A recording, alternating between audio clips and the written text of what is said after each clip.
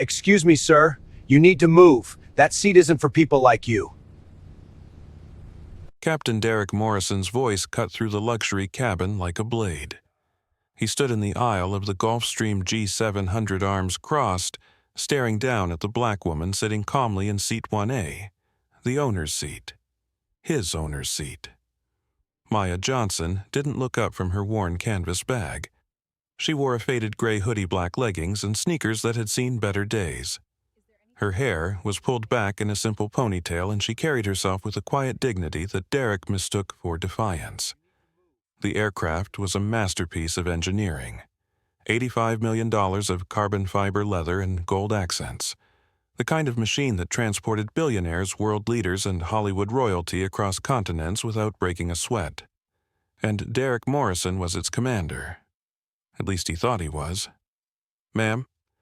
Derek said louder, his voice carrying the authority of 20 years in military aviation. "I'm talking to you. You're sitting in the principal seat. That's reserved for the person paying for this flight." Maya finally looked up. Her eyes were dark, intelligent, and utterly calm. She met Derek's gaze without flinching, without anger, without the reaction he expected from someone being publicly humiliated. "I'm exactly where I need to be," Captain Maya said softly. Her voice was steady, controlled, professional. Derek felt his jaw tighten. The disrespect was palpable. This woman, dressed like she'd just rolled out of bed, sitting in a seat that cost more per hour than most people made in a month. The audacity was staggering. Behind him, flight attendant Isabella Rodriguez watched nervously from the galley. She was 28, had been working private charters for 3 years, and had never seen Derek this agitated. Something about this felt wrong, but Derek's reputation for explosive anger kept her silent. "Listen," Derek said, stepping closer to Maya's seat. His shadow fell across her face. "I don't know how you got past security, but this isn't coach. This isn't even first class on a commercial airline. This is a private charter aircraft, and you don't belong here." Maya's expression didn't change. She reached into her hoodie pocket and pulled out a boarding pass. She held it up between 2 fingers, steady and clear. "Seat 1A, she said simply. "Miami Executive to London Heathrow. Departure time, 6:55 p.m. Derek snatched the pass from her hand, studying it under the cabin's LED lighting. His frown deepened. The paper looked legitimate, but something was off. The name, the booking code. Everything seemed real, but his gut told him otherwise. "This has to be fake," Derek muttered more to himself than to Maya.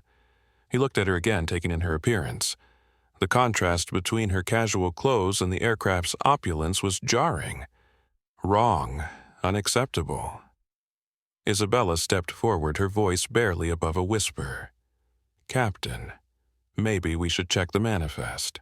Derek turned to her with a look that could melt steel. "Stay out of this, Rodriguez. I know who belongs on my aircraft and who doesn't." Maya remained seated, her hands folded in her lap. She watched Derek examine her boarding pass like he was searching for evidence in a criminal trial. She had been through this before. Different aircraft, different captain, same assumptions. The difference was this time she owned the plane. "I'm going to need you to step off the aircraft while we verify this," Derek announced, waving the boarding pass like a weapon. "Security protocol. We can't take chances with unauthorized passengers." Maya's voice remained calm. "Captain Morrison, I suggest you think very carefully about your next words." Derek froze. She had used his name. He hadn't introduced himself. His nameplate was small, difficult to read from her angle. How did she know? "Don't try to intimidate me." Derek snapped, pushing down the flicker of uncertainty. "I've been flying for 20 years. Military, commercial, and now private. I know when someone doesn't belong, and you don't belong in that seat." Maya stood up slowly, gracefully. She wasn't tall, maybe 5'6", but something in her posture commanded attention. She faced Derek directly, eye to eye. "Captain Morrison," she said, her voice carrying a weight that Derek couldn't quite identify. "You have exactly one opportunity to walk back to your cockpit, check the aircraft registration, and verify the passenger manifest. One opportunity." Derek laughed, a harsh sound that echoed through the cabin. Are you threatening me? On my own aircraft? Maya didn't smile. She didn't frown. She simply looked at him with those calm, intelligent eyes that seemed to see right through his bluster and bravado. Your aircraft, she repeated quietly. Is that what you think this is? Derek felt something cold settle in his stomach. The way she said it, the certainty in her voice, the complete lack of fear or intimidation. For just a moment he wondered if he had made a mistake. Then he remembered who he was. Captain Derek Morrison. 20 years of distinguished service, master of this machine, in command of this sky. Get off my plane, he said through gritted teeth, now. Maya nodded once, as if he had just confirmed something she already knew. She reached for her canvas bag and Derek felt a surge of satisfaction. Finally, this woman was going to learn her place. But instead of moving toward the door, Maya pulled out her phone. She tapped the screen twice, then held it to her ear. Hello, Marcus, she said calmly. We have a situation on aircraft Sky 47. Captain Morrison needs to be reminded who signs his paychecks. Derek's blood ran cold. Sky 47. That was the tail number of his aircraft. Information not printed on boarding passes. Information known only to crew operations and ownership. Who the hell are you? Derek whispered. Maya ended the call and looked at him one last time. Captain Morrison, she said quietly. In exactly 7 minutes, your life is going to change for Shepper. The only question is whether you want to spend those 7 minutes apologizing or digging your grave deeper. The cabin fell silent except for the gentle hum of auxiliary power. Outside, storm clouds gathered on the horizon, and the first drops of rain began to streak the windows. Derek Morrison stood frozen boarding pass, trembling in his hand, finally beginning to understand that he might have just made the most expensive mistake of his career. While Derek Morrison struggled to process Maya's words, neither he nor anyone else on that aircraft knew they were standing in the presence of one of the most powerful women in America. Maya Johnson was worth $18.2 billion. Forbes ranked her as the 47th richest person in the world and the third most powerful woman in aerospace. Her company, Skyline Aviation Industries, employed over 47,000 people across 6 continents and generated more revenue than the GDP of most countries. But money wasn't what defined Maya Johnson. Power was. Skyline Aviation didn't just manufacture aircraft components. They built the engines that powered 60% of all private jets in American airspace. They designed the navigation computers that guided commercial flights across oceans. They held patents on technology that made modern aviation possible. And the Gulfstream G700 that Derek Morrison thought he commanded, every critical component, from the turbofan engines to the flight management computer, carried the Skyline Aviation logo. Maya had built her empire from nothing. Foster care in Detroit, a scholarship to MIT. Nights spent in the engineering lab while her classmates partied. She remembered being the only black woman in rooms full of white men who looked at her like she was lost. She remembered the doubt, the whispered comments, the assumption that she was there to fill a quota rather than to lead. Those memories had forged her into something unbreakable. 3 weeks ago, Maya had received a confidential report that made her blood boil. Anonymous complaints from minority passengers flying on Skyline-operated aircraft. Stories of discrimination, humiliation, and abuse. Pilots who questioned boarding passes. Flight crews who assumed black and Hispanic passengers were in the wrong seats. A pattern of bias that was destroying her company's reputation and betraying everything she stood for. Maya didn't believe in corporate investigations conducted from mahogany boardrooms. She believed in seeing the truth with her own eyes. So she had spent the last month flying incognito on various aircraft in her fleet, dressed down, blending in, documenting the culture she had unknowingly allowed to fester. Tonight was supposed to be her final test flight before implementing company-wide reforms. She was flying to London for an emergency meeting with BlackRock Financial, where a $50 billion merger hung in the balance. The largest aerospace deal in history. Derek Morrison was about to cost her that deal, and he had no idea. Derek Morrison, for his part, believed he was protecting the company's interests. At 52, he was a man shaped by hierarchy and tradition.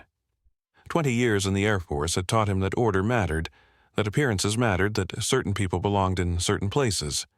His military career had ended abruptly when his commanding officer received too many complaints about Derek's treatment of minority personnel.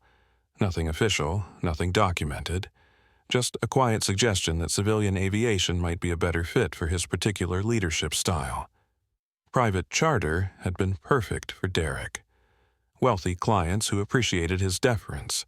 Aircraft that represented the pinnacle of luxury and exclusivity.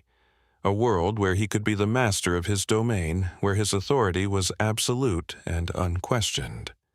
He earned $280,000 a year flying for Skyline Aviation. It was the best job he'd ever had, and he intended to protect it from people who didn't understand its prestige. People like the woman in the hoodie who somehow knew his aircraft's tail number.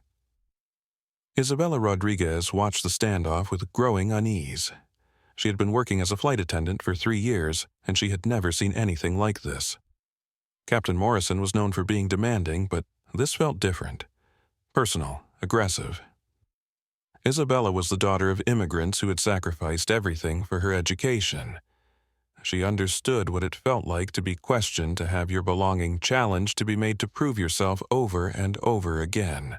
She recognized something in Maya's calm dignity that resonated with her own experiences. But speaking up meant risking her job. And jobs like this, paying $75,000 a year with benefits and travel, didn't grow on trees for young Hispanic women without connections. Outside, the aircraft storm clouds continued to gather. Miami Executive Airport was about to close to departing traffic for the next 6 hours. If they didn't leave in the next 30 minutes, the London meeting would be missed, the merger would collapse, and $50 billion would evaporate. Derek didn't know any of this. He only knew that a black woman in cheap clothes was sitting in a seat that cost more per flight hour than his mortgage payment, and that was unacceptable. Maya knew all of it. She knew about the storm about the meeting, about what was at stake. She also knew that sometimes you had to sacrifice everything to prove a point that would change everything. Derek stared at Maya's boarding pass, looking for any detail that would prove his instincts right. The name read M. Johnson. The seat assignment was clear. The flight details matched. Everything appeared legitimate, but his gut told him otherwise. "Ma'am?" Derek said, his voice slightly less aggressive but still firm. "I'm going to need to see additional identification. Driver's license, passport, something that matches this boarding pass." Maya reached into her canvas bag and pulled out a simple black passport. She handed it to Derek without comment. No protest, no argument, no indignation. Just quiet compliance that somehow felt more threatening than any outburst. Derek opened the passport and felt his confidence waver. Maya Alicia Johnson. Born in Detroit, Michigan. The photo matched. The dates were current. Everything was in order. But something was still wrong. The passport was too new, too clean. The kind of passport carried by people who flew frequently, who traveled internationally for business. Not the kind of passport he expected from a woman dressed like she was heading to a laundromat. "What's your business in London?" Derek asked, grasping for any inconsistency. "Business," Maya replied simply. "What kind of business? The kind that pays for this aircraft," Maya said quietly. Derek felt that cold sensation in his stomach again, the way she said it. Like she knew something he didn't. Like she was giving him a chance to understand before it was too late. "Listen," Derek said, adopting what he thought was a reasonable tone. "I'm sure you're a nice lady, but this is a very exclusive aircraft. The people who fly on jets like this, they expect certain standards, certain atmospheres." Maya's expression didn't change, but something flickered behind her eyes. "You're concerned about the atmosphere, Captain Morrison." Derek nodded, feeling like he was finally getting through to her. "Exactly. The other passengers, they pay premium prices for premium experiences. They expect to be surrounded by people who fit." "People who fit," Maya repeated. Derek gestured vaguely at her clothes, her appearance, her very presence. "Look, I'm not trying to be harsh, but this isn't Southwest Airlines. The clientele here, they have expectations, standards. What kind of standards? Derek looked around the cabin at the leather seats and gold fixtures of the crystal glasses and marble countertops. The kind of standards that built this aircraft. The kind of standards that separate first class from economy. The kind of standards that distinguish between people who belong in places like this and people who don't. Maya nodded slowly, as if she was learning something important. And what kind of person do you think belongs in a place like this? Captain Morrison, Derek straightened his shoulders. People who understand the value of what they're experiencing. People who appreciate quality. People who respect the investment that goes into maintaining excellence. People like you, Maya said. Exactly, Derek replied, missing the trap entirely. People like me understand what it takes to earn a seat on an aircraft like this. And what does it take? Hard work, dedication, proving yourself, building something, creating value. Derek was warming to his theme now, feeling like he was educating rather than discriminating. This aircraft represents decades of innovation, millions of dollars of investment, thousands of hours of skilled labor. Not everyone appreciates that. Maya stood up again, this time moving slowly toward the window. She looked out at the storm clouds gathering on the horizon at the lights of Miami fading in the distance. Tell me about this aircraft, Captain Morrison. Derek felt a surge of pride. Now they were speaking his language. This is a Gulfstream G700. Top of the line. $85 million of cutting-edge technology. Range of 7,500 nautical miles. Can fly from New York to Tokyo without refueling. Maximum cruise speed of Mach 0.925. Impressive, Maya said. What powers it? Twin Rolls-Royce Pearl 700 engines, Derek replied confidently. 22,000 pounds of thrust each. Most advanced turbofan technology in the world. Who manufactures the avionics? Honeywell Apex Integrated Flight Deck, Derek said, wondering where this was going. Fly-by-wire technology, synthetic vision systems, enhanced flight vision system with millimeter-wave radar. And the interior custom design, Derek said proudly. Italian leather hand-selected walnut veneer, gold-plated fixtures. Every detail crafted by master artisans. Maya turned back to face him. Expensive, she observed. Derek nodded. Which is why we maintain such high standards for passengers. People need to understand the privilege of being here. Maya returned to her seat, settling back into the cream leather with practiced ease. And you think I don't understand that privilege? Derek looked at her again, taking in the worn hoodie, the scuffed sneakers, the canvas bag that probably cost less than his monthly car payment. Honestly, no, I don't think you do. Maya pulled out her phone again and checked the time. 6:51 p.m. 4 minutes until scheduled departure. The storm was getting closer and the window for takeoff was closing rapidly. Captain Morrison, Maya said quietly, I'm going to give you one more chance to walk back to your cockpit contact operations and verify this aircraft's registration and ownership. One more chance. Derek felt his patience snap. Ma'am, I don't need to verify anything. I know who owns this aircraft, I know who pays my salary, and I know who belongs in that seat.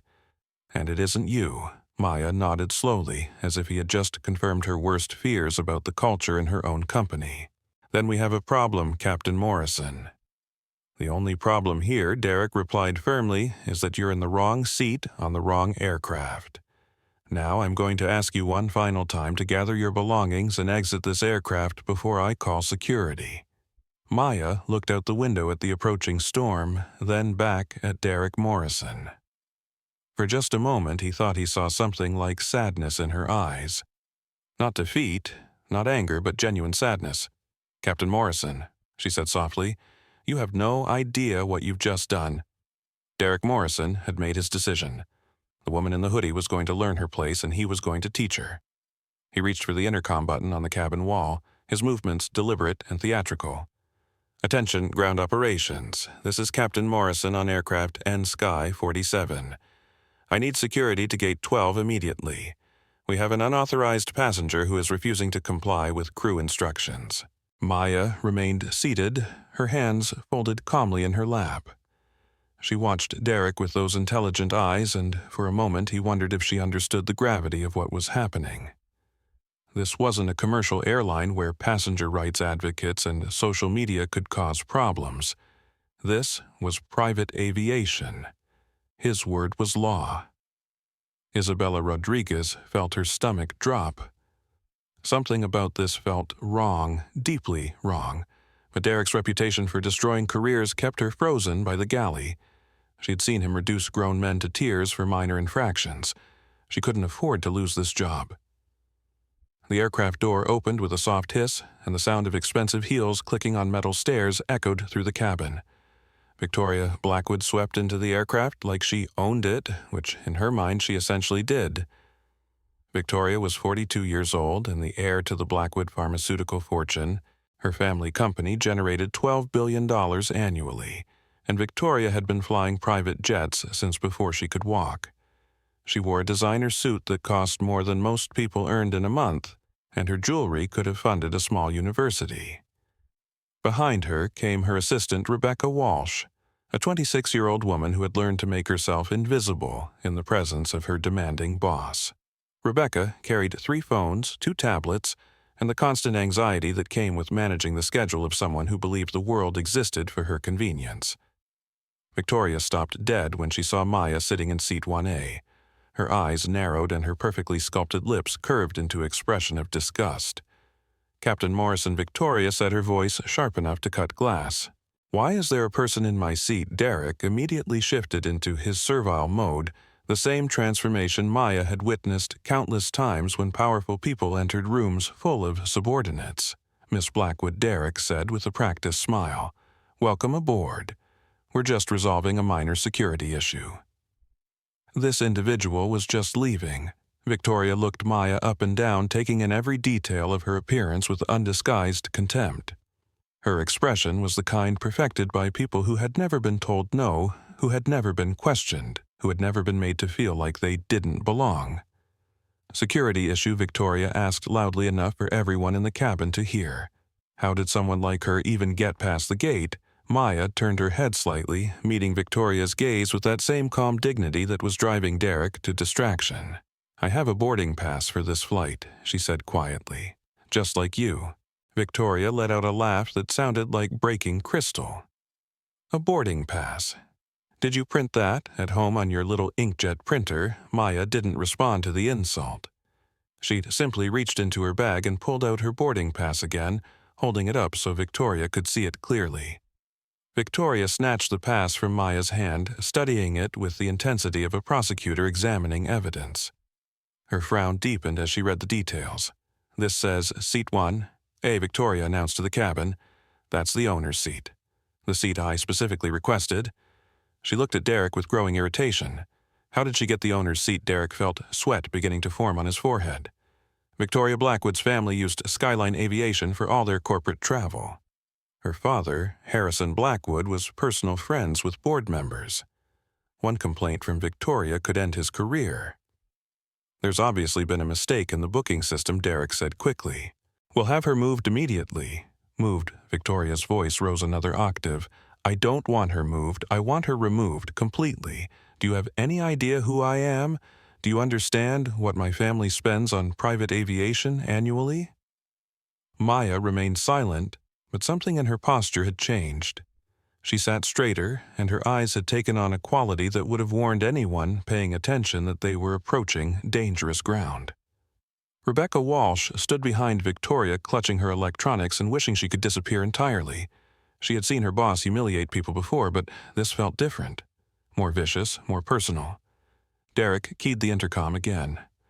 "Ground operations, Captain Morrison again. Please expedite security to gate 12. We have a passenger who is refusing to vacate a seat assignment."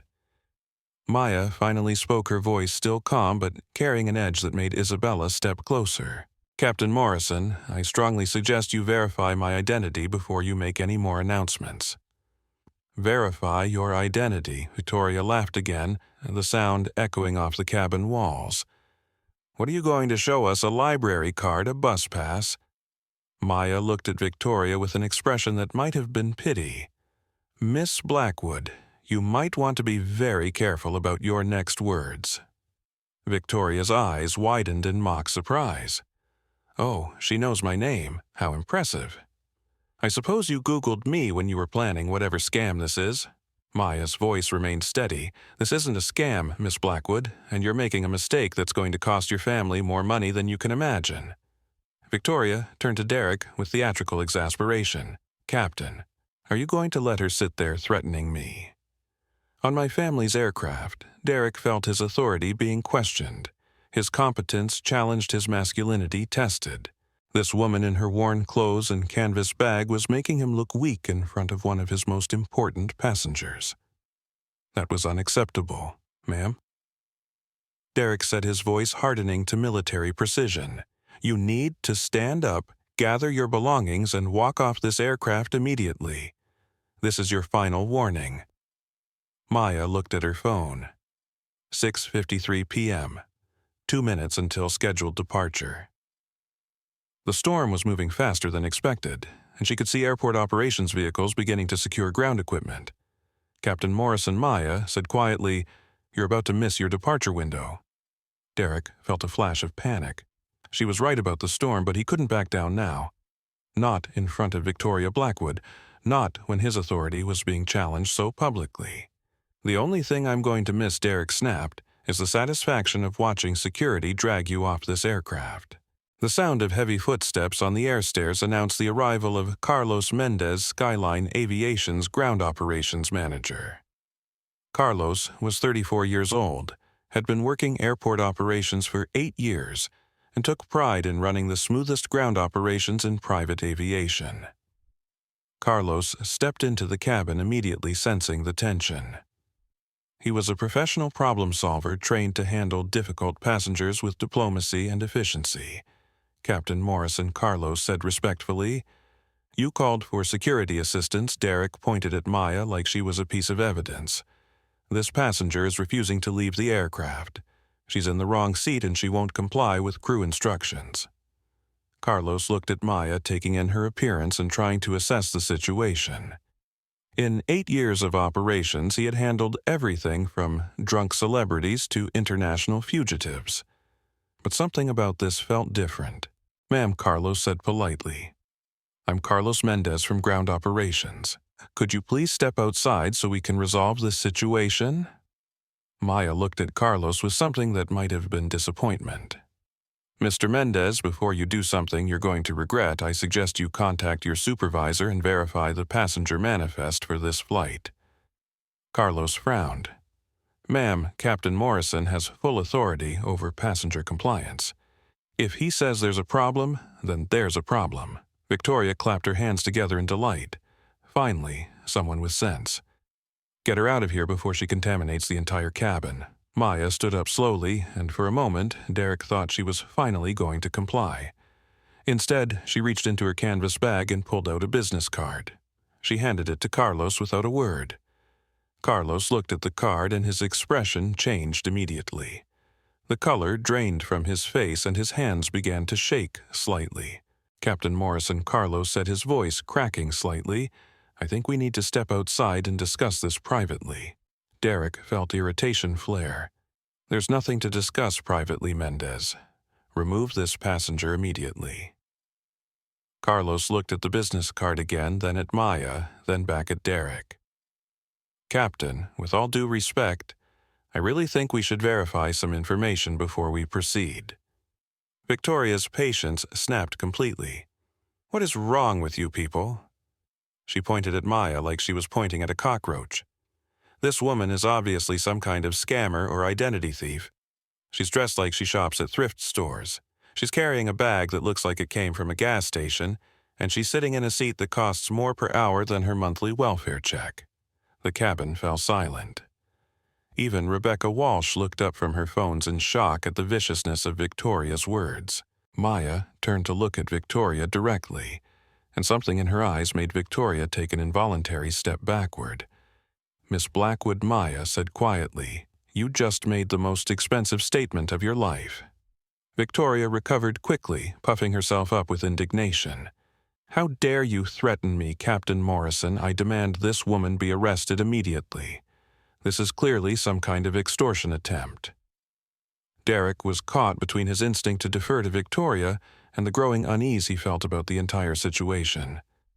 The business card had clearly shaken Carlos, but Derek couldn't afford to show weakness now.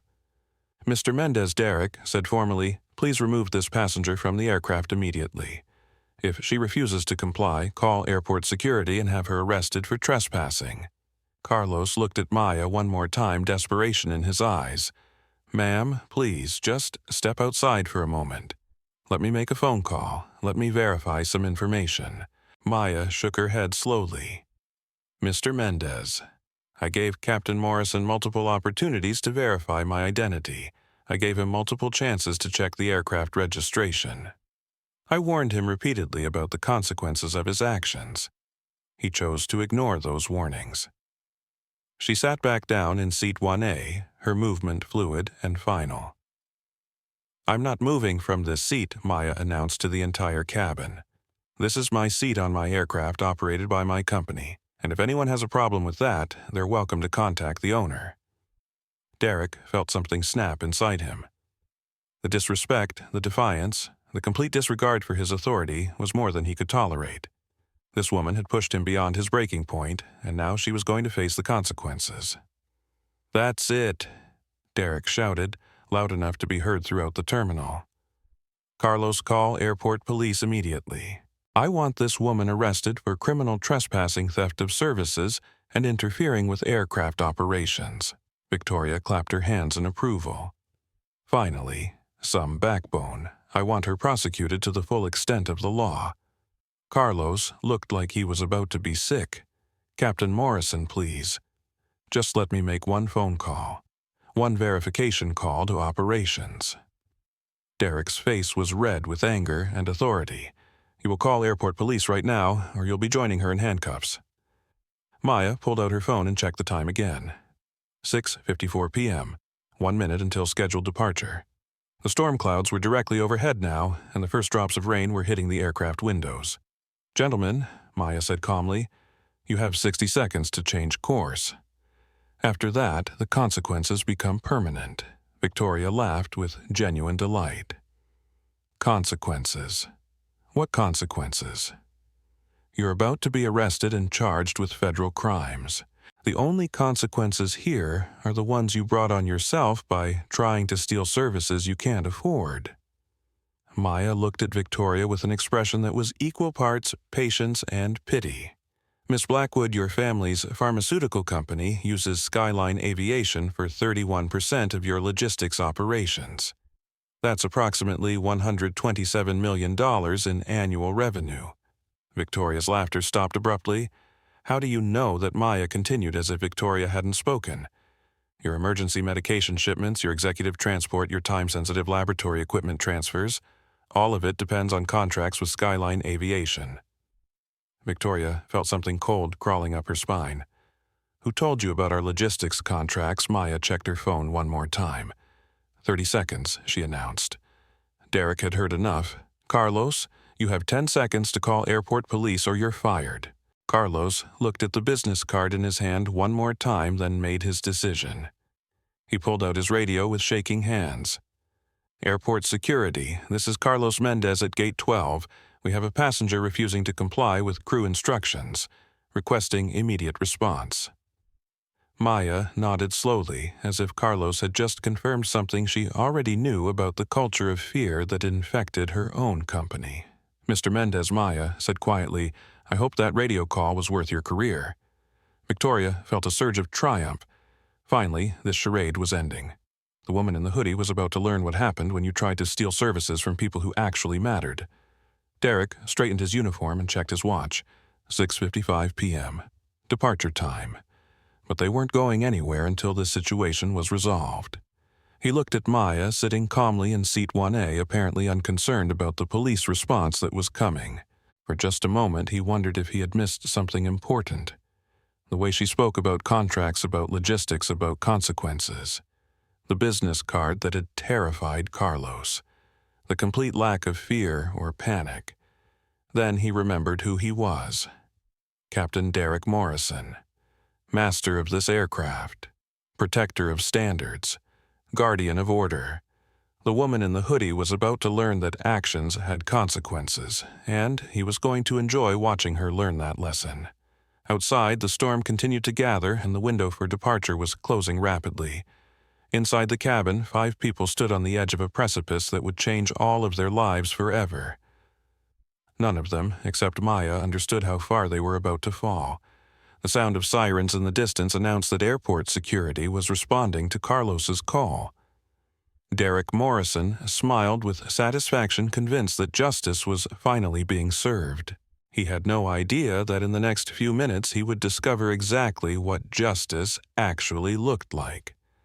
Maya Johnson sat quietly in seat 1A, her hands folded, her expression calm. She had given them every opportunity to step back from the edge.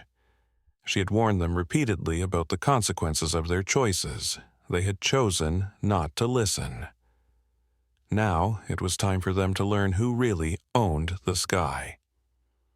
James Patterson had been quietly watching the confrontation unfold from seat 4B, and his instincts as a tech entrepreneur were screaming that something historic was about to happen. At 29, James had built and sold 2 successful startups and developed a keen eye for moments that could break the internet. He pulled out his phone and opened Instagram, checking his follower count.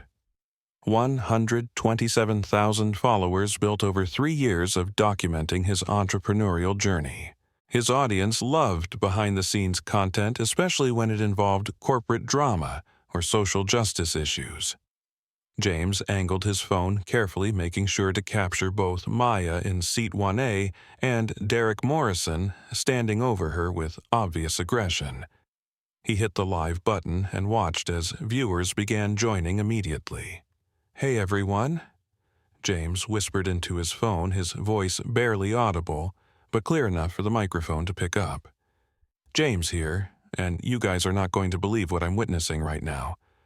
I'm on a private jet, and the pilot is literally trying to kick a black woman out of her seat because he doesn't think she belongs here." The viewer count jumped from 0 to 50, then to 150, then to 400 in a matter of seconds. Comments began flooding the screen faster than James could read them. Record everything typed user at Social Justice Warrior. "This is 2024, not 1924, commented at Flying While Black. What airline is this, demanded at Travel Rights Advocate." James adjusted his angle to get a better view of Derek Morrison's face. The pilot was red with anger, gesticulating wildly as he continued to berate Maya. James made sure to capture every word, every gesture, every moment of the escalating discrimination. "You guys, this is insane." James continued his narration. "The woman has a boarding pass. She's sitting quietly, not causing any problems, and this pilot is losing his mind because he doesn't think she looks like she belongs in first class." The viewer count hit 1,000, then 2,000. James's phone was getting hot from the processing power required to stream live video while managing the flood of comments and shares. Victoria Blackwood's voice carried clearly across the cabin as she made her comment about welfare checks, and James felt his audience explode with rage. Did she just say welfare check typed at anti-racism now in all caps? "Someone identify this woman," demanded at Accountability Matters. "Get their names, their employer, everything urged at Justice for All." James was careful to capture Victoria's face clearly as she continued her tirade. His followers were screenshot-friendly, and he knew that within minutes Victoria's image would be plastered across every social justice platform on the internet. The viewer count was climbing exponentially now. 5,000, 8,000, 12,000. James's live stream was being shared across platforms amplified by accounts with massive followings who specialized in exposing discrimination and abuse. At Aviation, Watchdog, with 890,000 followers, had picked up the stream and was retweeting it with the caption, "Breaking Private Jet Pilot. Racially profiles passenger in real time. This is happening right now." At Social Justice, now with 1.2 million followers, amplified it further. Thread incoming on private aviation discrimination. Watch this pilot destroy his own career in real time. The hashtag private jet racism began trending immediately, followed by skyline shame and flying while black. Within minutes, the story had jumped from Instagram to Twitter, from Twitter to TikTok, from TikTok to Facebook. James was struggling to keep up with the explosive growth of his audience. 20,000 viewers, 30,000, 45,000. His phone was overheating, but he couldn't stop recording now. "You guys, the energy in here is insane." James whispered, his voice tight with excitement and disbelief. "The woman they're harassing, she's so calm. Like, unnaturally calm. She keeps warning them about consequences, but they're not listening. Comments were flying past faster than human eyes could read. She knows something they don't plot. Twist, coming, this woman is about to destroy them. I've seen this energy before. She's the boss. Get ready for the reveal." Meanwhile, on Twitter's @aviation, Watchdog had started a thread that was being retweeted thousands of times per minute. Thread 1/15. What you're seeing is a perfect example of how discrimination works in private aviation. This pilot feels empowered to question this woman's right to exist in that space based solely on her appearance. Thread 2/15. Notice how the other passenger, pharmaceutical heiress Victoria Blackwood, yes, we identified her, immediately joined the attack. This is how oppression works. They're group efforts. Thread 3/15. The woman being harassed has shown extraordinary composure. She's giving them multiple chances to correct course. She's warning them about consequences. They're not listening. Each tweet in the thread was getting 10,000 retweets, 15,000 likes, thousands of comments. The story was spreading across the internet like wildfire, and traditional media was beginning to take notice. At Breaking News, trending video shows private jet pilot allegedly discriminating against passenger private jet racism. At CNN, social media explodes over viral video of alleged discrimination on luxury aircraft. At TMZ, billionaire heiress caught in racist rant on private jet. Back on James's live stream, the viewer count had hit 67,000 and was still climbing. His comment section was a blur of outrage support for Maya and demands for accountability. OSH*T, it's about to go down, typed at Truthseeker. Someone is about to get fired, predicted at Karma Watcher. Plot twist incoming in 3, 2, 1. Countdown at Drama Detective. James noticed that Maya had pulled out her phone and was making a call. He zoomed in carefully, trying to capture her words without being obvious about it. "Hello, Marcus," Maya said calmly. "We have a situation on aircraft N-Sky 47. Captain Morrison needs to be reminded who signs his paychecks." The comment section exploded. Did she just say who signs his paychecks? She knows the tail number by heart. This woman is not who they think she is, boss. Energy confirmed. Someone is about to get destroyed. James felt his heart racing as he realized he was documenting something much bigger than a simple discrimination incident. The way Maya spoke about tail numbers, about paychecks, about consequences, she clearly knew something that Derek Morrison and Victoria Blackwood didn't. "You guys," James whispered urgently into his phone, "I think we're about to witness the most epic plot twist in internet history. This woman, whoever she is, she's not just some random passenger. She knows things. She has information. She's making calls to people named Marcus." The viewer count hit 85,000. James's stream was being watched by more people than most television shows. Screenshots and video clips were being shared across every platform, and the story was beginning to trend on mainstream news websites. At Fox News, viral video shows alleged discrimination incident on private aircraft. At MSNBC, social media erupts over private jet confrontation. At WSJ, video of airline incident sparks discussion about discrimination in luxury travel. Behind the main story, internet detectives were working overtime to identify everyone involved. Victoria Blackwood had been identified within minutes, her family's pharmaceutical empire dragged into the spotlight. Derek Morrison's military record was being dissected, his employment history analyzed, his social media accounts screenshotted before he could delete them. Meanwhile, speculation about Maya's identity was reaching fever pitch at Corporate Detective. The way she mentioned tail numbers and paychecks, someone check if she works for the airline at Internet Sleuth. That level of calm in the face of harassment. She's either in law enforcement or she owns something. At Identity Hunter canvas bag, worn clothes, but she knows internal company information. This is intentional disguise. James's stream had become the central hub for a rapidly developing internet phenomenon. News outlets were reaching out to him via direct message requesting permission to use his footage. Talent agents were sliding into his DMs. Corporate communications teams were frantically trying to figure out which company they needed to start crisis management for. But the most telling signs were coming from aviation industry insiders who had joined the stream at Pilot Life 247. That tail number NSky 47. That's a Skyline Aviation aircraft at Aviation Insider. If she's making calls about Skyline paychecks, this pilot is about to have a very bad day. At Jet Set Secrets, Skyline is owned by... Oh no. Oh no. This is about to get very interesting. James felt his pulse quickening as he read the industry comments. Skyline Aviation. He had heard that name before, usually in connection with massive aerospace deals and groundbreaking technology. If Maya was somehow connected to Skyline Aviation, then Derek Morrison and Victoria Blackwood had just made a mistake of cosmic proportions. The viewer count was approaching 100,000 when airport security finally arrived at the aircraft door. James angled his camera to capture their arrival, knowing that this was the moment when everything would either escalate to a dramatic climax or deflate into disappointment. "Okay, everyone," James whispered, his voice tight with anticipation. "Security just arrived. This is it. This is the moment we find out who this woman really is and what kind of consequences she was warning them about."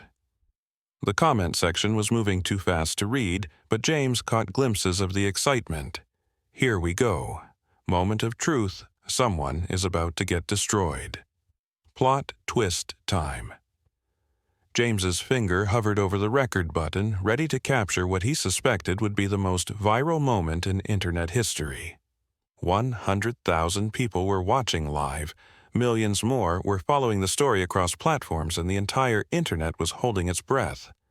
Maya Johnson was about to reveal exactly who she was, and the world was about to discover what happened when you discriminated against someone who owned the sky.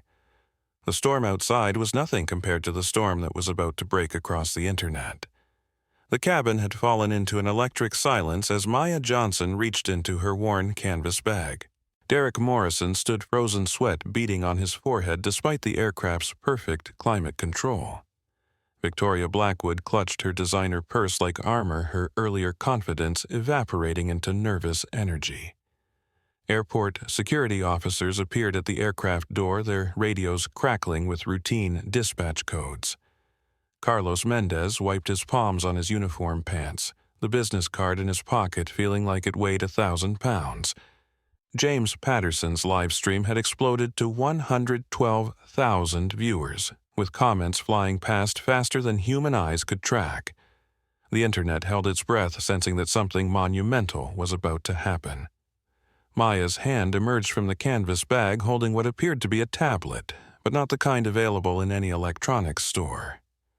The device was crafted from aerospace-grade titanium, its surface matte black with subtle geometric patterns etched into the metal. It looked like something designed for military applications or space exploration. Derek Morrison's confidence wavered as he stared at the device. In 20 years of aviation, he had never seen anything like it. The tablet was clearly custom-built, clearly expensive, and clearly connected to things he didn't understand. "What is that?" Victoria asked, her voice higher than usual. Maya didn't answer immediately. Instead, she placed her thumb on the tablet's surface. The device came to life with a soft blue glow displaying a lock screen that read Skyline Aviation Industries. Owner Verification Protocol. The words hit Derek like a physical blow. Owner Verification. Skyline Aviation. The company that had employed him for 3 years. The company that paid his salary, his benefits, his pension contributions. Isabella Rodriguez gasped audibly from the galley. Carlos Mendez felt his knees go weak. The airport security officers exchanged confused glances, suddenly unsure about the nature of the situation they had been called to resolve. But Derek's mind was still fighting against what his eyes were showing him. It had to be fake. Some kind of elaborate scam. People didn't just own aerospace companies. People who owned aerospace companies didn't wear hoodies and carry canvas bags. "That's a fake device," Derek announced loudly, his voice cracking slightly. "You probably bought it online. Anyone can make a tablet display whatever they want." Maya looked at him with something that might have been pity. She tapped the screen twice, and suddenly the aircraft around them responded. The cabin lights dimmed to half power, then brightened again. The air conditioning cycled through a test sequence. The aircraft's external lights began flashing in a specific pattern. 3 short, 3 long, 3 short. SOS in Morse code. "Owner override commands," Maya said quietly. "Only accessible through biometric verification linked to the aircraft's central computer." Derek felt the world beginning to tilt beneath his feet. Commercial aircraft didn't have owner override codes. But private jets, especially those owned by aerospace companies, often had custom features that allowed owners to demonstrate their authority in situations exactly like this one. Victoria was staring at the tablet screen, her face pale. The implications were beginning to sink in, and they were terrifying. If this woman actually had access to Skyline Aviation's operations, if she actually had owner-level permissions, then Victoria's family's logistics contracts were at risk. "That's impossible," Victoria whispered. Maya tapped the screen again. The aircraft's intercom activated, and her voice filled not just the cabin, but the entire terminal area around Gate 12. "Attention all Skyline Aviation personnel." Maya's voice was calm but carried absolute authority. "This is your CEO speaking. There is currently a situation on aircraft N-Sky 47 requiring immediate resolution." Derek's legs almost gave out entirely. CEO, Chief Executive Officer. The words echoed in his skull like gunshots. He had been yelling at his own boss, threatening to have his own boss arrested, telling his own boss that she didn't belong on her own aircraft. The airport security officers looked at each other with growing confusion. Their radios were suddenly alive with supervisor voices demanding clarification about the situation at Gate 12. "Security Team Alpha, this is Operations Command. We're receiving reports of CEO identification at your location. Please confirm nature of incident." One of the security officers keyed his radio. "Operations, we have a passenger dispute situation, but there seems to be some confusion about passenger identity." Maya stood up from seat 1A, and suddenly her entire presence seemed to fill the cabin. The worn hoodie and scuffed sneakers didn't matter anymore. The canvas bag was irrelevant.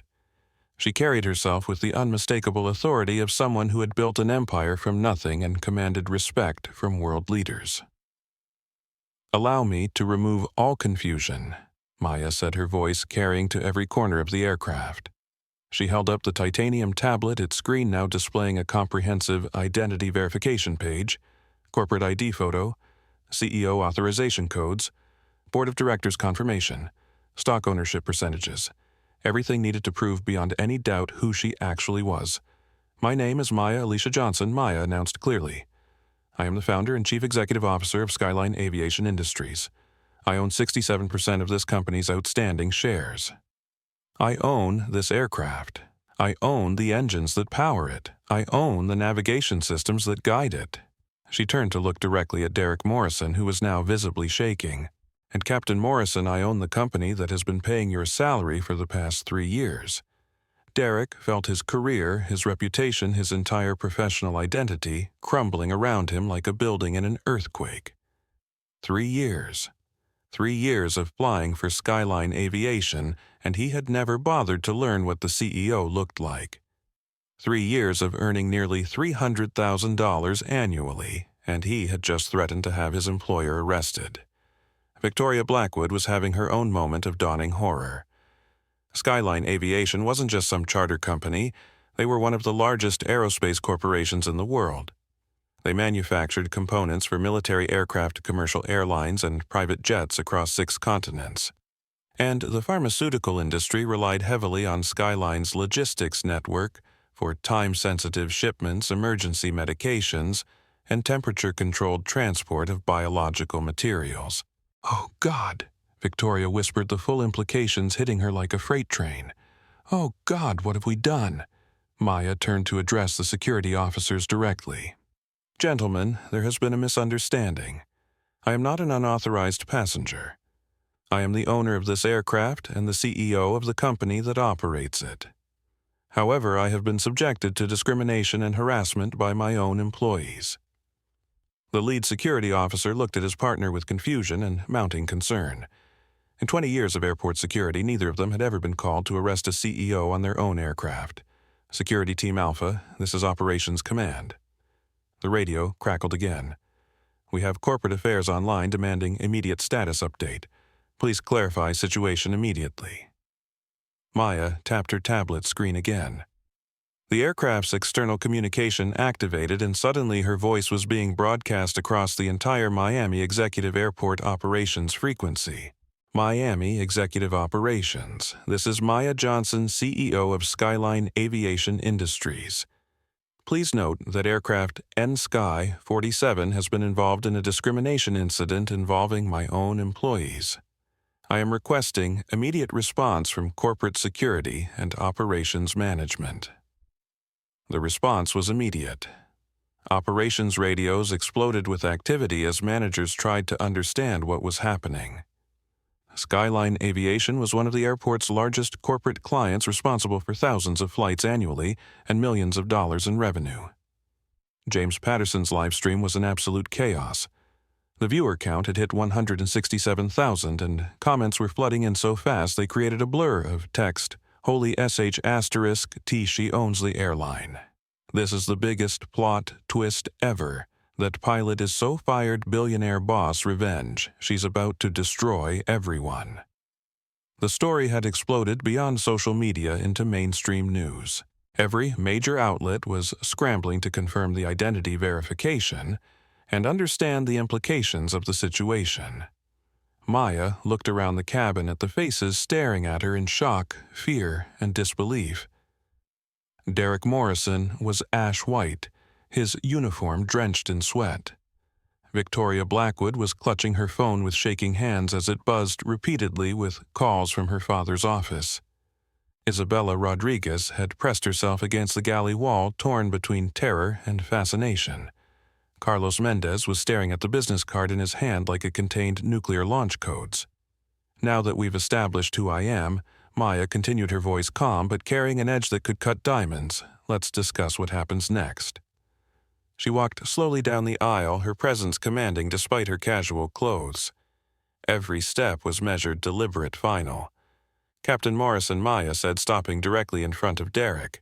"In the past 15 minutes you have racially profiled me, threatened me with arrest, refused to verify my identity when given multiple opportunities, and created a hostile environment on my own aircraft." Derek opened his mouth to respond, but no words came out. What could he say? What explanation could possibly justify what he had done? "You are terminated," Maya continued, "effective immediately. Your access to all Skyline Aviation facilities is revoked. Your pilot certifications will be flagged with the FAA for discrimination violations. You will never fly for any company in our network again." Derek felt his legs give out. He sank into the nearest seat, his 20-year career disappearing in the span of 30 seconds. Maya turned to Victoria Blackwood, who was trying to make herself invisible behind her assistant. "Miss Blackwood," Maya said, her voice taking on a tone that suggested Victoria's problems were just beginning. "Your family's pharmaceutical company uses Skyline Aviation for 31% of your logistics operations. Emergency medications, temperature-sensitive biologics, time-critical research materials." Victoria's face went from pale to gray. Those logistics contracts were worth over $100 million annually to her family's business. They were essential for maintaining the pharmaceutical supply chain that kept Blackwood Industries competitive. "That contract is terminated," Maya announced simply. "Effective Monday morning. Your company has 72 hours to arrange alternative logistics support." Victoria finally found her voice. "You can't do this," she gasped. "We have legal agreements, contractual obligations." Maya smiled, but it wasn't a pleasant expression. Miss Blackwood, I suggest you read the discrimination and conduct clauses in those contracts. We reserve the right to terminate relationships with clients who create hostile environments for our employees or who engage in discriminatory behavior on our aircraft. She gestured toward James Patterson's phone. And thanks to social media, we have comprehensive documentation of your conduct today. Victoria felt her world collapsing. Her father would be furious. The board of directors would demand explanations. Stock prices would drop. Competitors would move into the logistics gaps that Skyline's termination would create. Maya turned to Carlos Mendez, who was still holding her business card like it might explode. Mr. Mendez, Maya said, her voice slightly softer. You made a choice to call security despite having my business card, despite knowing who I was.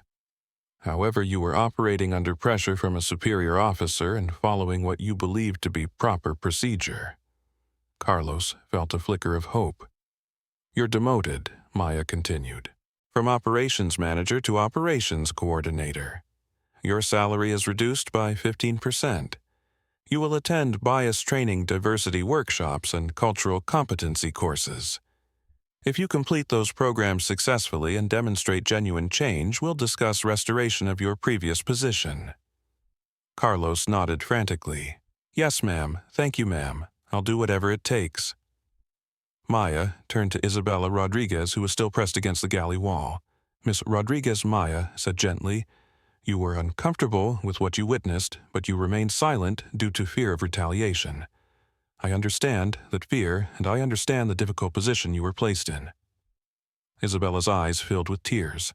You're being promoted, Maya continued, to Director of Cabin Services and Employee Advocacy. Your job will be to ensure that discrimination like this never happens again on any Skyline aircraft. You'll report directly to me, and you'll have full authority to investigate and address passenger and employee complaints. Isabella couldn't speak. She could only nod as tears streamed down her face. Maya returned to seat 1A and sat down calmly. The aircraft cabin, which had been filled with tension and hostility 15 minutes earlier, was now silent, except for the sound of Derek Morrison's shuddering breathing and Victoria Blackwood's frantic phone calls. James Patterson's live stream had reached 200,000 viewers, and the story was trending on every social media platform simultaneously. The phrase Skyline Aviation CEO had become the #1 search term on Google. Outside the aircraft, airport operations vehicles were converging on Gate 12. Corporate executives were racing across tarmacs. News vans were beginning to arrive at the airport perimeter. Maya checked her phone. 7:08 p.m. They had missed their departure window due to the storm, but that was no longer relevant. The London meeting would be rescheduled. The merger would wait. Some lessons were more important than business deals. She looked around the cabin one more time at the faces that had learned in the span of minutes that actions have consequences, that assumptions can be devastating, and that the person you choose to discriminate against might just be the person who controls your future. The storm outside was already beginning to clear. But inside the aircraft, a different kind of storm had just reshaped the lives of everyone present. Maya Johnson had not just revealed her identity. She had demonstrated what happened when power was used responsibly, when authority was exercised with purpose, and when justice was swift but fair. The woman in the hoodie had just taught them all a lesson they would never forget. The aftermath of Maya's revelation unfolded with the swift precision of a corporate restructuring. Within minutes, the aircraft cabin had transformed from a site of discrimination into a command center where the CEO of one of the world's largest aerospace companies was implementing immediate justice. Marcus Trent, Skyline Aviation's Director of Corporate Security, arrived at the aircraft with a team of 3 investigators. Marcus was a former Secret Service agent who had been handling sensitive corporate situations for Maya for over 5 years. He understood that when his boss called personally, the situation required delicate but decisive handling. Marcus stepped into the cabin and immediately assessed the scene. Derek Morrison slumped in a passenger seat looking like a man who had just watched his life implode. Victoria Blackwood, clutching her phone, fielding increasingly frantic calls from her family's corporate headquarters. Maya, sitting calmly in seat 1A, the eye of a storm she had created through sheer force of revealed identity. Miss Johnson, Marcus said respectfully. I came as quickly as possible. What do you need? Maya gestured towards Derek Morrison. Captain Morrison needs to be escorted from this aircraft immediately. His employment is terminated, his access credentials are revoked, and his personal belongings should be collected from company facilities within 24 hours. Marcus nodded to one of his team members who approached Derek with professional courtesy but unmistakable authority. Captain Morrison, the investigator, said firmly, I need your company, ID, your aircraft access cards, and any Skyline Aviation property in your possession. Derek looked up with hollow eyes. This was the moment when his termination became physically real. With shaking hands, he reached into his blazer and pulled out his ID badge, his access cards, and his company-issued tablet. Each item felt like he was surrendering pieces of his identity. Your final paycheck will be processed according to company policy, the investigator continued. You have 24 hours to collect personal items from your crew quarters. After that, your access to all Skyline facilities will be permanently restricted. Derek stood up slowly, his legs unsteady. He looked at Maya one last time, his mouth opening as if to speak, but no words came. What could he say? What apology could possibly address the magnitude of his mistake? Maya watched him without expression, her silence more devastating than any verbal response could have been. Derek Morrison walked off the aircraft he had commanded just 30 minutes earlier, now escorted like a security risk from his own workplace. James Patterson's live stream captured every moment of Derek's departure, and the internet exploded with commentary. Walk of shame karma in real time. This is what justice looks like. Get wrecked racist pilot consequences have arrived. Victoria Blackwood's situation was more complex but equally devastating. Her phone had been ringing continuously as news of the incident reached her family's corporate headquarters. Blackwood Pharmaceuticals operated on razor-thin margins in highly regulated markets, and any disruption to their logistics network could trigger cascade failures across their entire operation. Miss Blackwood, Maya said, standing up from her seat, I believe your father is trying to reach you. Victoria's hands were shaking as she answered her phone. The conversation was brief but brutal. Daddy Victoria said, her voice barely above a whisper. I can explain. Her father's voice was loud enough for everyone in the cabin to hear. Victoria Elizabeth Blackwood, you have just cost our family over $100 million in logistics contracts. The board is in emergency session. Our stock price has dropped 4% in the last hour. Fix this immediately.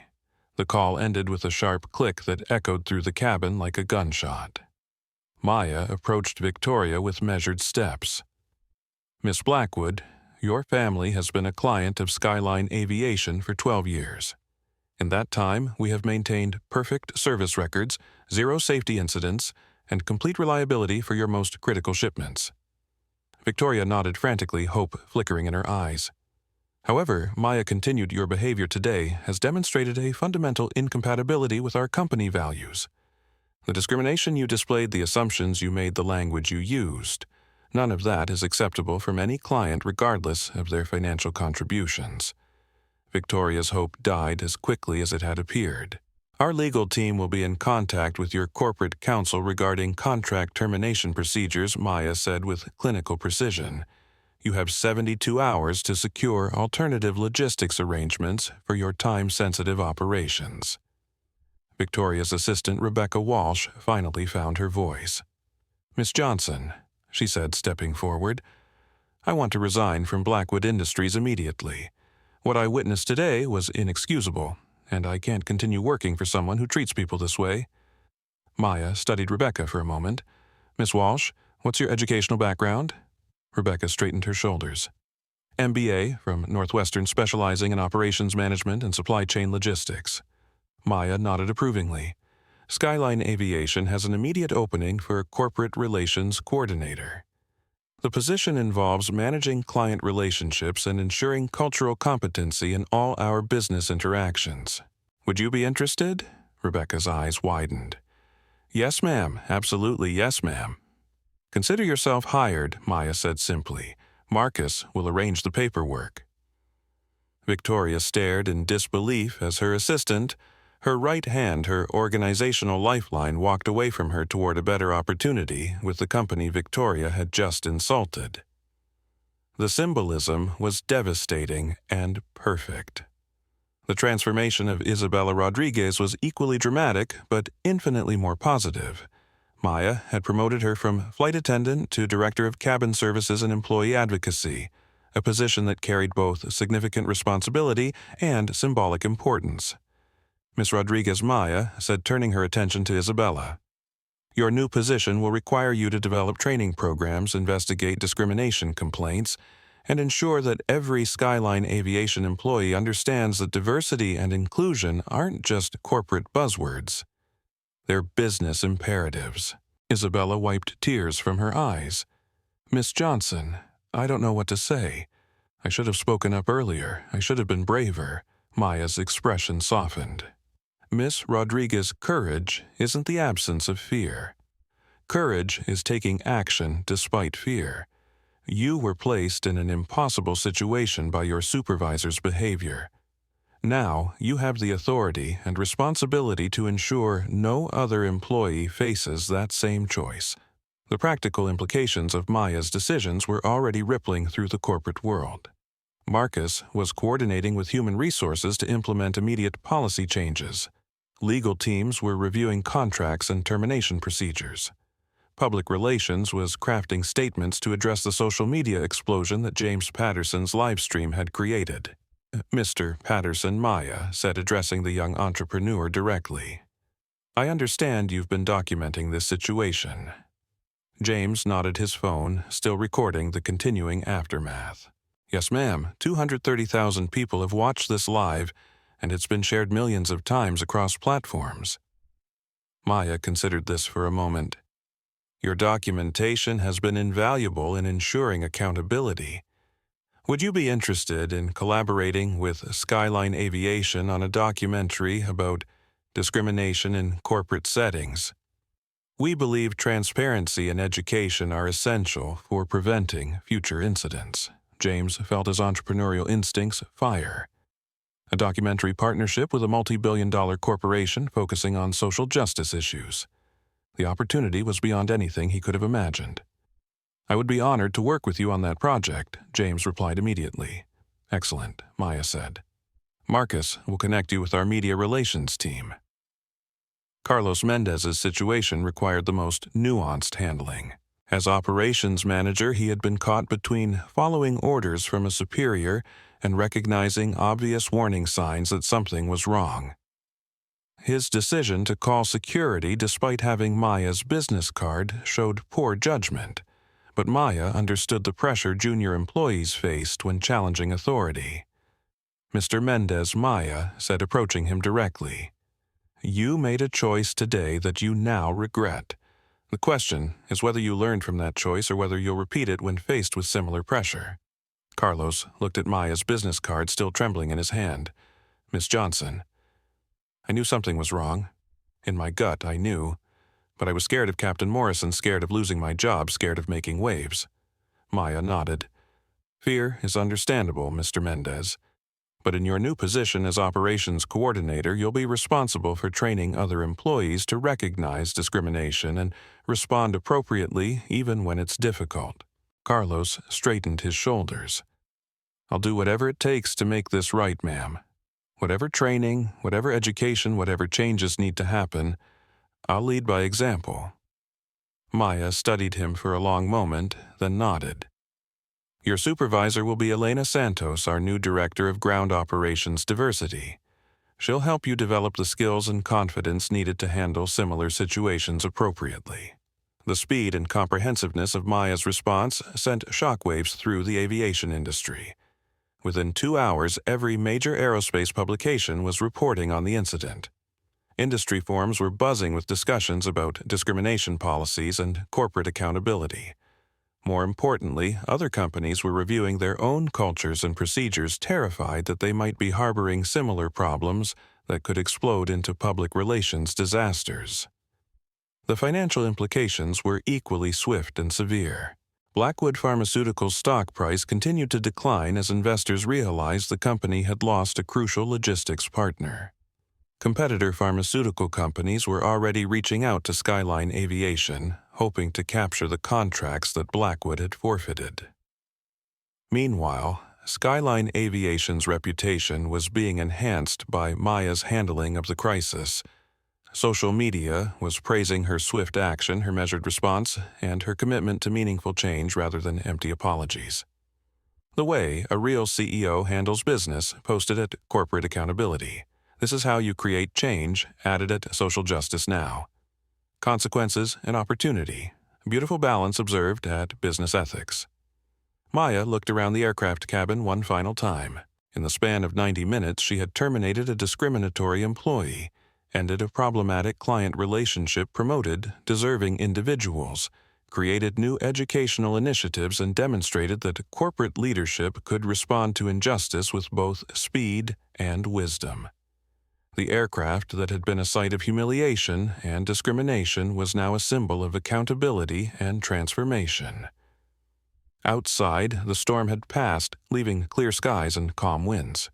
Inside the cabin, a different kind of storm had reshaped the professional lives of everyone present and sent ripples of change throughout an entire industry. Maya Johnson had not just revealed her identity and exercised her authority. She had demonstrated how power could be used responsibly, how justice could be swift but fair, and how moments of crisis could become catalysts for lasting positive change. The woman in the hoodie had just taught corporate America a masterclass in leadership accountability and the true meaning of consequences. 6 months later, Maya Johnson sat in the same seat, 1A, on the same aircraft that had been the site of her confrontation with Derek Morrison. But everything else had changed in ways that would have seemed impossible that stormy evening in Miami. The Gulfstream G700 hummed quietly at 38,000 feet somewhere over the Atlantic Ocean. Maya was returning from a ceremony in London where she had signed the largest aerospace merger in European history. The deal that had been jeopardized by Derek's discrimination, but had ultimately been strengthened by her response to it. BlackRock Financial had not only proceeded with the original partnership, but had expanded it significantly after witnessing Maya's leadership during the crisis. They wanted to work with a CEO who could handle complex challenges with both decisive action and ethical clarity. Maya pulled out her phone and scrolled through the messages that had accumulated during the flight. Updates from Isabella Rodriguez, who was revolutionizing employee training across the aviation industry. Progress reports from Carlos Mendez, who had become one of their most effective diversity advocates. Investment proposals from companies that wanted to partner with a corporation known for its principled leadership. But the message that caught her attention was from an unexpected source. Dr. Patricia Williams, her mentor and the daughter of a Tuskegee airman, had forwarded an article from Aviation Weekly magazine. The headline read, "The Maya Johnson Effect: How One Incident Changed an Industry." Maya smiled as she read excerpts from the article. In the 6 months since the viral incident on Skyline Aviation Flight NSky 47, the private aviation industry has undergone the most comprehensive cultural transformation in its history. The Maya Johnson effect has become shorthand for swift, decisive leadership that prioritizes ethics over convenience. 73% of private aviation companies have implemented new discrimination reporting approaches. Bias training has become standard across the industry. Most significantly, passenger demographics have shifted as previously excluded communities gain access to services they had been subtly discouraged from using.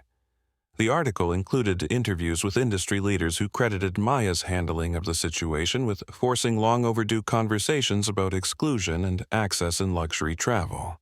But Maya's favorite part was a sidebar story about the first graduating class of the Maya Johnson Aviation Scholarship Foundation. 25 students from underrepresented communities had completed their pilot training, including 3 young women from foster care backgrounds similar to Maya's own childhood. One of those pilots was currently in the cockpit of this very aircraft. Captain Angela Torres had been working as a commercial airline pilot when she applied for Skyline Aviation's diversity recruitment program. She was the first Hispanic woman to be promoted to captain in the company's private charter division, and her promotion had been personally approved by Maya herself. Maya pressed the intercom button. "Captain Torres, how are conditions up there?" Angela's voice came through clear and professional. "Smooth sailing, Miss Johnson. We'll be beginning our descent into Miami in about 40 minutes. Weather is clear, and we're cleared for priority landing." Maya smiled. Angela's confidence and competence represented everything Maya had hoped to achieve through the scholarship program. Talented people who had been overlooked by traditional recruitment methods given opportunities to excel in environments that had previously excluded them. The transformation hadn't been limited to skyline aviation. The viral nature of James Patterson's live stream had created industry-wide pressure for change. Companies across the aviation sector had rushed to review their policies, train their employees, and demonstrate their commitment to inclusion. Some changes had been superficial. Corporate statements and sensitivity training sessions designed more for public relations than genuine transformation. But others had been substantial and lasting. Delta Airlines had implemented anonymous bias reporting approaches. United had created diversity audits for their premium services. Even European and Asian airlines had begun reviewing their customer service protocols to ensure equal treatment regardless of passenger appearance or perceived socioeconomic status. The most significant change, however, had been in the pipeline of future aviation professionals. Applications from minority students to aerospace engineering programs had increased by 43%. Flight training schools reported unprecedented diversity in their incoming classes. The industry was slowly but definitively changing its demographic composition. Derek Morrison's story had become a cautionary tale that was studied in business schools and corporate training programs. His swift termination and industry blacklisting had sent a clear message that discrimination would have immediate and permanent consequences. Derek himself had struggled significantly in the months following his termination. No major airline would hire him due to the FAA flags on his record. He had eventually found work as a flight instructor at a small regional training academy, earning a fraction of his former salary and living with the constant reminder of how prejudice had destroyed his career. But in recent months, Derek had begun attending bias counseling sessions and had volunteered with organizations promoting diversity in aviation. His journey toward understanding and redemption was slow and difficult, but it represented the possibility that people could change when confronted with the consequences of their actions. Victoria Blackwood's fall had been more dramatic and more public. The termination of Skyline Aviation's logistics contracts had created cascade effects throughout Blackwood Pharmaceuticals. Competitors had moved quickly to capture market share, and the company had lost 3 major research partnerships due to supply chain disruptions. Victoria's father had removed her from all operational roles within the company, and she had spent the last 6 months in what the family diplomatically called personal development activities. She had enrolled in cultural competency courses and had begun working with civil rights organizations, though her transformation seemed more motivated by corporate rehabilitation than genuine personal growth. Rebecca Walsh, meanwhile, had thrived in her new position at Skyline Aviation. Her insider knowledge of pharmaceutical logistics, combined with her commitment to ethical business practices, had made her an invaluable asset. She was currently leading a team that was developing new models for inclusive client relationships across the healthcare sector. Carlos Mendez had become one of Maya's most trusted operations coordinators.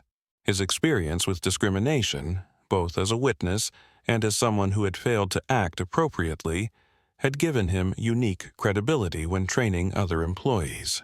His story of learning from mistakes and growing into leadership had become a template for how organizations could handle employee rehabilitation. Isabella Rodriguez had exceeded every expectation in her new role. Her employee advocacy program had become a model that other companies were adopting across industries. She had personally handled over 300 discrimination complaints in 6 months, resolving most of them through mediation and education rather than termination. Isabella's success had been particularly meaningful to Maya because it demonstrated that elevating people from within organizations often produced better results than hiring external consultants who lacked institutional knowledge and personal investment in change. James Patterson had parlayed his viral live stream into a multimedia empire focused on corporate accountability and social justice. His documentary about the Skyline aviation incident had been featured at Sundance and had been picked up by Netflix for global distribution. He was now developing a series about discrimination in various industries, using his platform to highlight both problems and solutions. The documentary had been particularly effective because it included interviews with everyone involved in the incident, including Derek Morrison and Victoria Blackwood discussing their perspectives on what had happened and how it had changed their understanding of prejudice and privilege. As the aircraft began its descent toward Miami, Maya reflected on the lessons that had emerged from that stormy evening 6 months ago. The incident had demonstrated that individual acts of discrimination were never truly individual. They reflected broader cultural patterns that required comprehensive responses. But it had also shown that change was possible when leadership was willing to act decisively, when consequences were swift and meaningful, and when organizations committed to transformation rather than simply damage control. Maya's phone buzzed with a text message from Angela Torres in the cockpit. Miss Johnson will be landing at the same gate where this all started. Gate 12. Seemed appropriate. Maya smiled as she looked out the window at the Miami skyline growing larger below them. Gate 12, where Derek Morrison had made the worst mistake of his career, and where she had been forced to reveal her identity to stop an injustice. The aircraft touched down smoothly, and Angela's voice came over the intercom one final time. "Ladies and gentlemen, welcome to Miami.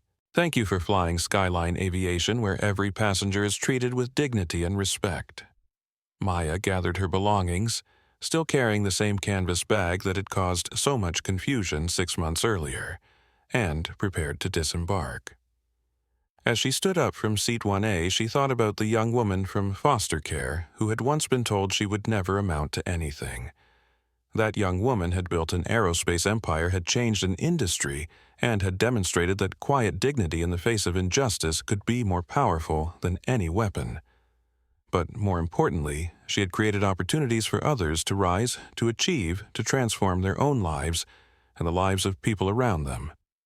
As Maya walked down the aisle toward the aircraft door, she passed the seat where Derek Morrison had stood 6 months earlier, red-faced with anger and certain of his authority. The seat was empty now, but it served as a reminder that power without principle was ultimately powerless, and that true leadership meant using authority to lift others rather than to put them down. The aircraft door opened, and Maya stepped onto the jet bridge at Gate 12. But she wasn't the same person who had boarded this aircraft 6 months ago wearing a hoodie and carrying a canvas bag. She was a leader who had proven that justice could be swift but fair, that consequences could be educational as well as punitive, and that transformation was possible when people were willing to do the hard work of examining their own assumptions and changing their behavior. The woman in the hoodie had taught them all a lesson that would last far longer than any policy manual or training session.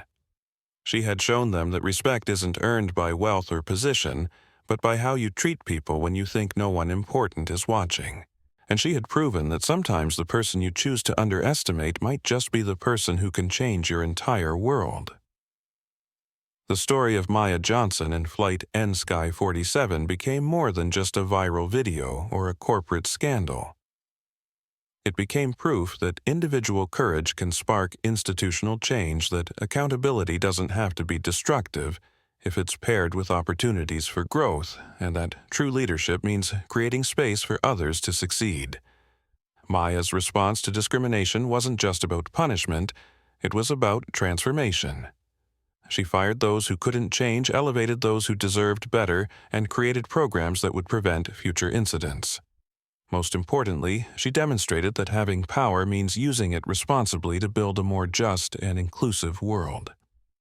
The next time you witness injustice, remember that your response matters. Whether you speak up, document what you see, or work to change the approaches that enable discrimination, you have the power to be part of the solution. Because sometimes the most powerful thing you can do is simply refuse to let prejudice go unchallenged. If this story moved you, please hit that like button and share it with someone who needs to hear this message. Subscribe to our channel for more stories about justice, courage, and the power of standing up for what's right. Your support helps us reach more people with these important stories. And remember, respect isn't about the size of your bank account or the color of your skin. It's about how you treat others when you think no one is watching.